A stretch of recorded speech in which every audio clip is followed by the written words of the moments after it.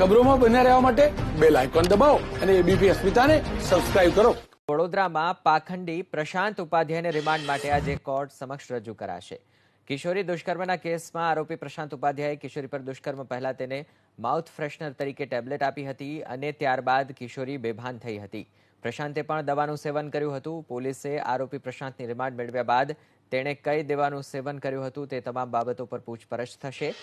પ્રશાંત ઉપાધ્યાય પોતે ડોક્ટર હોવાનો દાવો કરતો હતો. ખરેખર તે ડોક્ટર છે કે પછી બીજા કોઈ પાસેથી તે દવા લાવતો હતો તેની પણ પોલીસ તપાસ કરશે. વડોદરાના બગલામુખી મંદિરના પાખંડી પ્રશાંત ઉપાધ્યાયનો કોવિડ ટેસ્ટ નેગેટિવ આવ્યા બાદ પોલીસે તેની શુક્રવારે ધરપકડ કરી અને આજે ગોત્રી પોલીસ મથક દ્વારા આરોપી પ્રશાંતને વડોદરા કોર્ટમાં રિમાન્ડ માટે રજૂ કરવામાં આવશે.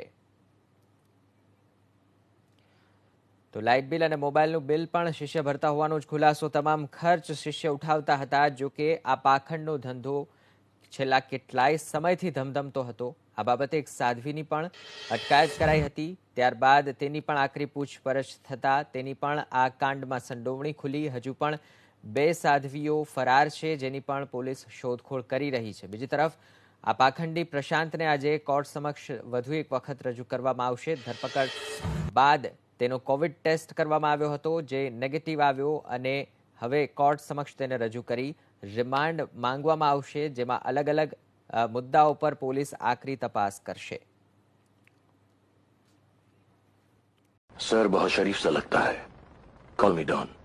मेरी एक खासियत है कि मैं मारता कम हूं और घसीटता ज्यादा. कोई है आशिक, कोई महबूब है, ये दुनिया खूब है, ये दुनिया खूब है.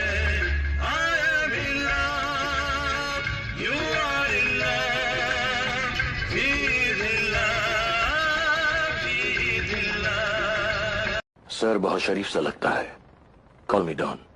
मेरी एक खासियत है कि मैं मारता कम हूं और घसीटता ज्यादा. कोई है आशिक, कोई महबूब है, ये दुनिया खूब है, ये दुनिया खूब